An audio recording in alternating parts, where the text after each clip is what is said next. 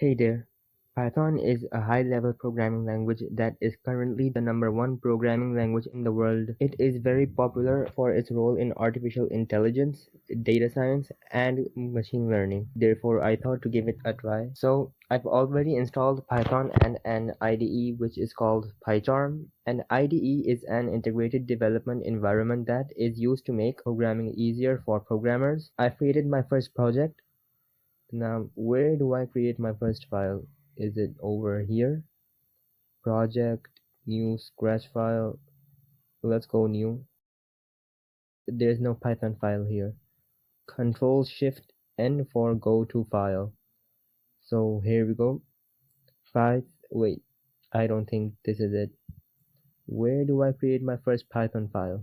Project, over here maybe? Nope. It should be over here, right? Oh, we got it. Okay, so name, it's gonna be first, or actually dog. There we go, dog.py. Okay, so this is where we do our coding. I've got three main goals for this video. First, I want to learn the basic commands of Python. Secondly, I want to understand the programming logic, basically how to code. And last, I want to build a program with all that I have learned in this video. Since I'm a beginner at this stuff, I opened a tutorial by Giraffe Academy. I heard he has amazing courses. So let's begin our tutorial. Okay, so this is our first command. Print bracket quotation marks hello world, and according to the tutorial we can run this with this play button. Yep, we got it, our very first program. Now I've created this programming commands.txt file where I'm gonna save all my commands. So the first one is the print command. This allows us to write any text in our program. On to the next video. We're already on to shapes now. So to do this, we just have to use the print command to draw some shapes. Wait, I can just copy paste this. Now, if I make some lines and underscores again. Wait, what's this? Close, don't know what that was. Just some more lines like so, and don't need these. Now, if I run this, boom, we got our scuffed shape. Now, what if we try something harder, like maybe a star? So I can use forward slashes and then some underscores. Oh, wait, no, not like that. Okay, I'm gonna have to move this a lot, like so, and then just paste some more of these. Now, backward slashes. What are these errors? They're just good practice errors, I think. Now some more forward slashes. And wait, there's no symbol for this part. Okay, let's use an underscore to make some space, and this is gonna be the most scuffed star ever. I'm gonna have to put another underscore here for space, and this looks so horrible. Wait, what is this error? Missing closing code. Wait, what? How do we... Oh, was there a space needed here? Anyway, let's just finish this. Click run, and oh my god, what are all these errors? Invalid escape sequence? Well, we got a star and it's the most cursed star ever. Anyways, on to the next video. Okay, so next step, we got these variables. So let's try this. So if I do animal equals quotation marks and then dog. Now if I print this with no quotation marks, yep, we got dog. And I can also attach this variable with text, so I can print I love plus animal plus quotation marks and comma. So now if I run, we got I love dog, but there's no space and there's a comma. Wait, am I supposed to remove this? Yeah, okay, it's not supposed to be there, my bad. We can also redefine these variables, so if I print I hate and then define animal again as cat and then attach it to the command, yep, we got dog before redefining and cat after doing it. I haven't explored the rest of the IDE yet. There's wrap, clear, print. So this is another console. Seems complicated. There's a debugger. Next. Oh, we also have a to-do list. Well, yeah, we don't have any list prepared, obviously. Then we have packages, which I believe are the things we imported. Excel reader. I think you can read Excel files here. Up here in our menu, we got the file, edit. Oh, shortcuts, here we go. What's this? Find. We can find specific code blocks, I think. We got join lines, duplicates. Okay, we have a lot of learning to do. We got view, navigate. Ooh, code, here we go. Generate, wait, we can generate new code. Nothing here. Okay, well. We can also analyze it or inspect it. Don't think we need this right now. We can also clean our code. Did not find anything to report. Okay. What else? Refactor? No. This is our running tab. We got our tools. Code with me. I think this is a multiplayer option thing. Cordana? Try code analysis with Cordana. Is this an AI thing? I don't know, seems too complicated. What else? We got our project. Libraries. Appearance. No. Ooh, learn. So they have their own beginner course for their IDE. Structure. Our variables are here. Okay, what's this? Debug hierarchy? Call hierarchy. Okay. Notifications. Ooh, AI assistant. We're definitely gonna try this in a later video. Okay, let's continue with the course. So we got different data types we can use, such as numbers like so. We can also do Boolean, which are just true and false values like so. We already did strings. On to the next video. Okay, so we can edit our strings with special symbols. So if we do dogs are cute, and then backlash, then an apostrophe. No, wait, yeah, like this. Wait, how did he do it? Oh, slash n. Yeah, so we can change lines with this command. Next up, we can also change our sentence capitalization. So if we do animal is equal to cat, and then printed using animal dot lower brackets. Yeah, we got the string in all lowercase. The same thing is on the opposite, dot upper. We got all uppercase now. We can also check if it is upper or lower with is upper, which gives false, while is lower should give true. Yep, though I wonder where we would use this command. We can also check the length of our string with len bracket animal. Yeah, we got 3 characters. We can also specify the index of the character we want to print. So if I make this longer and then put a bracket 0. Wait, what's this error? String not callable. Oh wait, it's supposed to be square brackets. Now it should give me k.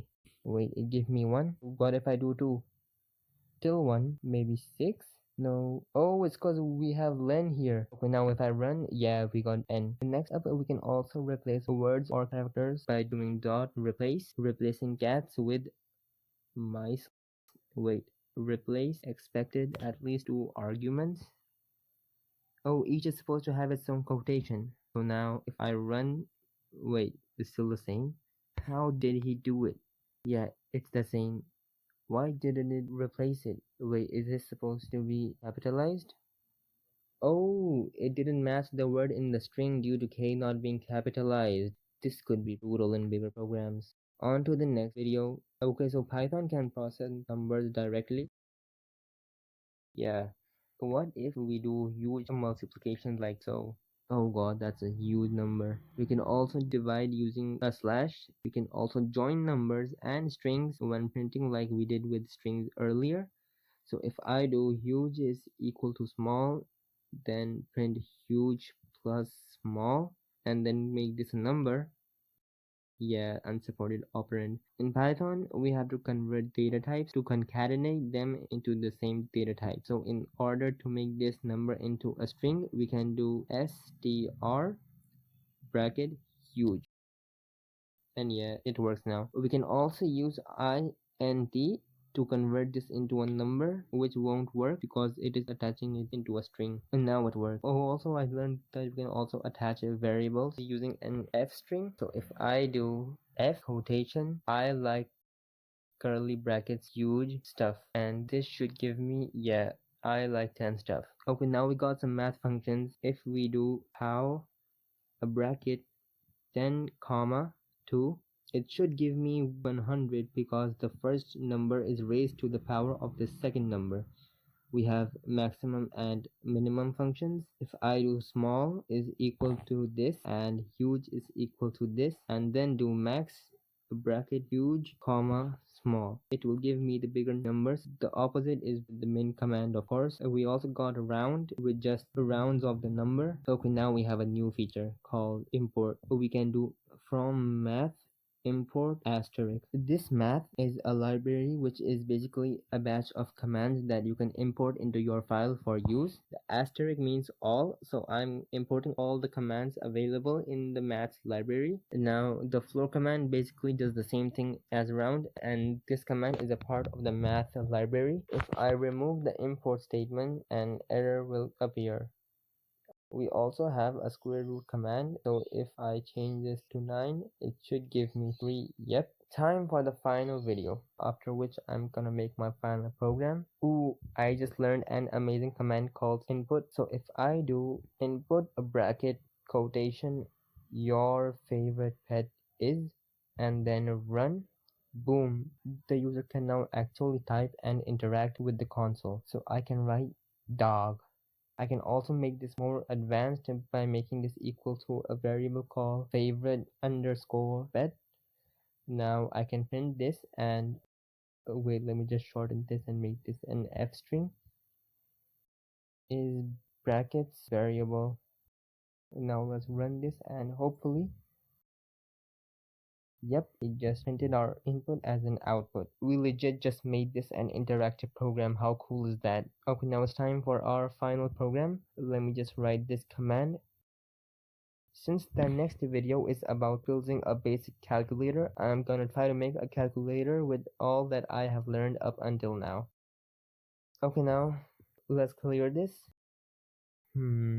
How should we go about this?